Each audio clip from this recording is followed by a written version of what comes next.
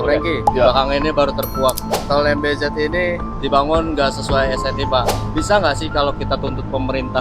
Gini ya, apa ada ketentuannya bahwa tol itu wajib SNI? Saya rasa belum. Tapi kalau dari komponen-komponen beton segala macam itu memang ada. Tapi kalau ternyata perusahaan tersebut sekarang mau dituntut, saya rasa itu juga susah. Sebab ini perusahaan besar, sebab ini proyek buat negara. Tapi kita mesti tahu juga bijaksana bahwa terjadinya kecelakaan itu bukan 100% karena jalanan. Bisa jadi karena kelalaian pengemudinya, bisa jadi karena mobilnya yang kurang perawatan. Sebab kalau kita bilang gara-gara jalanan nggak ber-SNI sehingga nggak layak dipakai, mengakibatkan kecelakaan, pasti akan ada banyak semua mobil yang kecelakaan lewatin situ.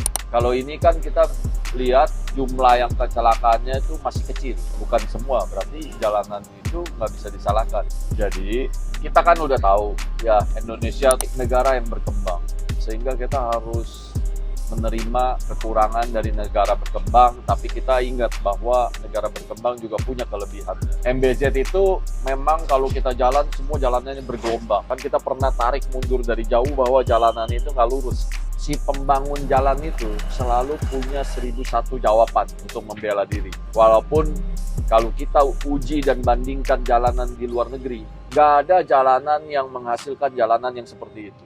Sehingga sekarang mengakibatkan setiap kita jalan di MBZ itu kita berasa mobil kita tuh bergoyang-goyang.